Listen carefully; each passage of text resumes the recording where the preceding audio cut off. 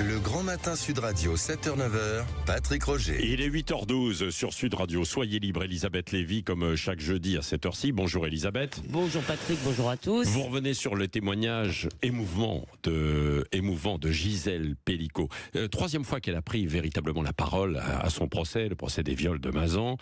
Son témoignage qui a beaucoup ému le tribunal, mais aussi le public à travers les propos qui ont été rapportés. Elisabeth. Oui, bien sûr. J'imagine les gens qui assistaient au procès, et on comprend qu'ils aient été émus. Vous savez, un procès, c'est d'abord une histoire humaine qui se joue, qui se rejoue en direct. Alors c'est souvent une petite histoire ordinaire, si vous allez suivre les procès de correctionnels un jour ordinaire, mais là c'est un drame exceptionnel, hors norme, et donc l'émotion est maximale, en plus parce qu'il est question de la sexualité humaine qui, avec l'argent, est un des deux plus puissants ressorts du crime, Patrick. Donc là vraiment toutes les conditions sont réunies, et d'ailleurs Libération fait précéder ses articles de ce qu'on appelle un trigger warning, un avertissement. Un avertissement. Un avertissement. Vous pouvez pas le dire en français tout simplement, trigger warning? Parce que c'est vous me supprimez ça, c'est une invention américaine pour que les gens se sentent pas offensés. Vous savez, attention, je vais dire un truc qui va choquer Françoise Degois. Voilà. Alors, donc, cet avertissement, c'est donc dans Libération, ces articles relatent la description de violences sexuelles et peuvent choquer. C'est marrant, maintenant, on met ça donc dans les journaux. Donc, tout être humain doué d'empathie, ressent forcément à la fois de l'effroi et de la compassion pour Gisèle Pelicot, qui a dit hier être une femme totalement détruite, mais pas seulement de la compassion, bien sûr aussi de l'admiration, parce que elle est toujours debout. Le Monde, Pascal Roberdière a titré son papier dans Le Monde hier, l'invaincu, et c'est ça, je crois, qui force l'admiration. Elle est détruite, mais elle est debout. Et pour la première fois, elle s'adressait à son ex-mari en l'appelant par son prénom, donc en lui disant voilà ce que nous avons vécu ensemble. Elle a évoqué leur vie commune, leurs 3 enfants, leurs 7 petits-enfants, mais la phrase la plus relevée, vous l'avez déjà cité Patrick, c'est: je n'exprime ni ma colère ni ma haine, mais ma volonté et ma détermination pour qu'on change cette société. D'ailleurs, 2 heures après, entre autres, Courrier International publié sur son site ce titre: le témoignage de Gisèle Pelicot va-t-il changer la société? Alors, en quoi cette question vous interpelle-t-elle? C'est-à-dire que cette question m'interpelle un peu, mais c'est surtout que la réponse est non, en fait. Et cela pour 2 raisons. D'abord, je ne crois pas que ce soit l'objet d'un procès. L'objet d'un procès, c'est de juger des criminels ou des délinquants particuliers. J'insiste, on ne juge pas le viol, on ne juge pas l'assassinat, ou je sais pas. Voilà, on juge un cas spécifique, et ô combien spécifique dans cette affaire. Le juge apprécie des responsabilités individuelles. Alors vous me direz que par exemple, quand il s'agit de crimes de masse, on peut dire que c'est un peu différent. Les procès de Nuremberg, le procès Eichmann à Jérusalem a certainement permis de comprendre les ressorts du nazisme, à défaut de le juger en tant que tel. Mais en réalité, il n'a jamais empêché, ces procès n'ont absolument pas empêché la résurgence des prurites néo-nazis ici ou là. Ça n'a rien. Non, c'est pas les procès. Enfin, à mon avis, si vous voulez, je ne crois pas. Moi, je ne crois pas que. Est-ce que vous croyez franchement que les procès de Charlie et du Bataclan ont fait quoi que ce soit à l'islamisme, les ont empêchés d'avancer? Non, pas du tout. Ils n'ont pas dissuadé, ils ont peut-être un peu amélioré notre compréhension encore. Ils n'ont pas dissuadé les candidats djihadistes, et ils n'ont pas stimulé notre combativité en réponse. Et ce qu'on voit au tribunal d'Avignon par ailleurs, ce qui s'étale devant nous, devant les jurés, devant le public, eh bien, ce n'est pas la société, c'est des gens qui ne respectent pas ces règles élémentaires. Et là, on revient à un débat qu'on a eu depuis le début de ce procès. On ne juge pas la culture du viol, qui, à mon avis, n'existe pas en France. Nous ne sommes pas entourés d'hommes qui font violer leurs femmes, ce n'est pas vrai.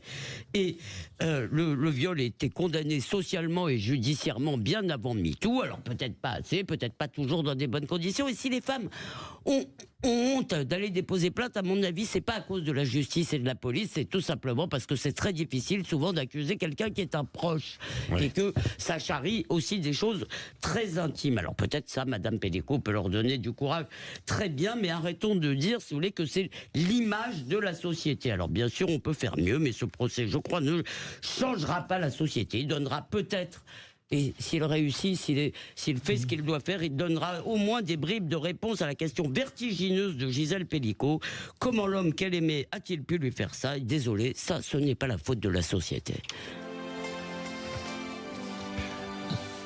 Elisabeth Lévy, Françoise de Gaulle. C'est vrai que, juste pour reprendre la phrase, elle a dit très précisément, Gisèle Pellicot, comment as-tu pu me trahir à ce point en regardant en fait son mari. Et donc c'est vrai aussi qu'à travers son témoignage et tout, c'est vrai, elle dit qu'elle voudrait aussi changer la société. Alors vous dites que non, évidemment il faut juger ce procès, ces hommes violeurs là, de ce procès. Je dis ça avec, je répète juste que je dis ça avec beaucoup de compassion pour Madame Pellicot. J'ai un désaccord. Le respect qu'on peut lui devoir, c'est qu'on a le droit d'être en désaccord avec elle. Moi je suis d'accord et je salue Elisabeth parce que on a tous été ébranlés. Moi, j'avais vraiment j'ai lu les retours du procès, ça vous bouleverse en réalité. Et là où je ne suis pas, et j'entends tout à fait la compassion d'Elisabeth, de toute façon, on a tous une compassion et moi l'admiration. Et j'ai, comme vous, tellement aimé le titre de Pascal Robert Diard, L'Invaincu, parce que je trouve que tout est dans le titre. J'adore, entre parenthèses, Pascal Robert Diard, très bonne journaliste judiciaire du monde, la meilleure, elle est exceptionnelle.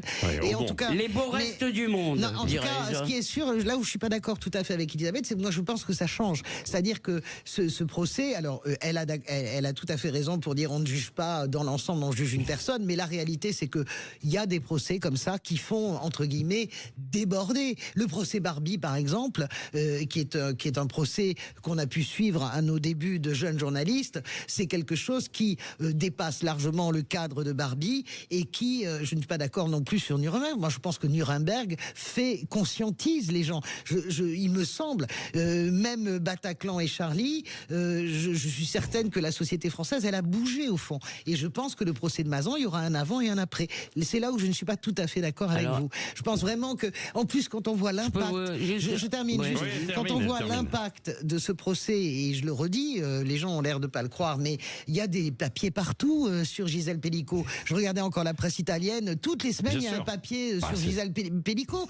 Aux États-Unis, il y a des papiers. C'est quelque chose qui frappe, parce que vous avez raison, ça touche évidemment la sexualité, la chose la plus intime que nous ayons. Et donc, moi, contrairement à vous, Elisabeth, je pense que ça ne peut pas changer, ça conscientise vraiment les gens qui lisent. Alors, je ne le crois pas du tout, et je vais vous dire pourquoi. Parce qu'en réalité, il y a beaucoup d'événements comme ça, où il y a énormément de papiers, pas parce qu'on y réfléchit vraiment, parce que c'est l'occasion pour chacun de prendre la pause. Là, les féministes en font des caisses avec des tribunes débiles, pardon, elles se servent de madame... Pourquoi débiles Écoutez, mais pourquoi Parce il faut justifier quand on dit ça. Oui, pourquoi? Parce que elles en profitent pour expliquer que nous sommes toutes des victimes, que tous les hommes ont en eux quelque chose de Monsieur Pellicot, que c'est des hommes ordinaires. Excusez-moi, je trouve ça débile et j'ai le droit. Oui, d'accord. Voilà. Je trouve ça débile et scandaleux de se servir de ce cas. Mais surtout, plus il y a d'émotions sur le moment, moins il y a de reste à la fin.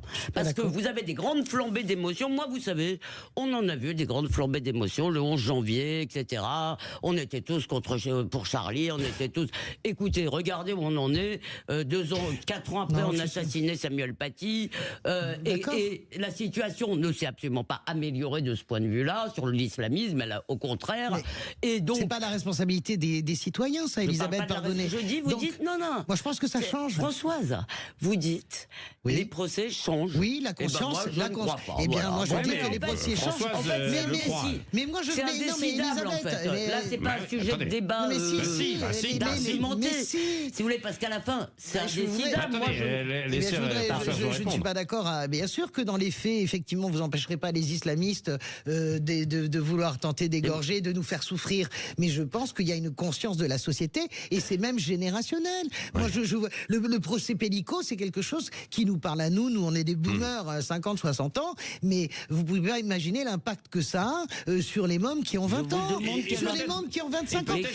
Et peut-être sur des femmes aussi qui ont subi, en fait. Alors, pas jusque-là, parce que c'est quand même hors norme, mais qui ont subi, mais qui n'osaient pas parler. Moi, je vous demande quel impact ça aura 6 mois après le procès. Et depuis tout à l'heure, j'essaye de vous faire entendre, en vous donnant des exemples, une chose, c'est que les flambées d'émotions auxquelles nous assistons régulièrement, il y aura un avant, un après, plus rien ne sera jamais comme avant. Excusez-moi, en général, tout est comme avant. Dans la société, regardez, excusez-moi Patrick, je ne suis pas d'accord avec vous. Regardez, imaginez, vous avez déjà été à table avec des mômes qui ont 20, 25 ou 30 ans. Essayez donc d'avoir la même attitude et le même comportement.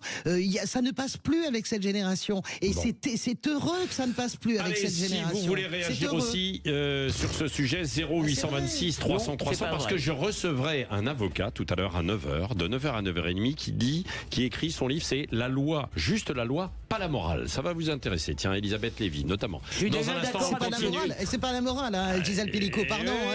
C'est la loi, pardon, excusez-moi. C'est parce qu'il dit en fait que bien souvent les procès se font dans les médias avant même d'être... Oui, il est d'ailleurs le premier à participer de cela. Je l'aime beaucoup, mais c'est le premier à faire ça.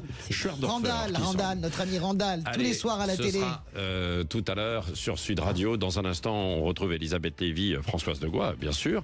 Et puis mon invité politique, c'est tout à l'heure Jean-Philippe Tanguy du Rassemblement national.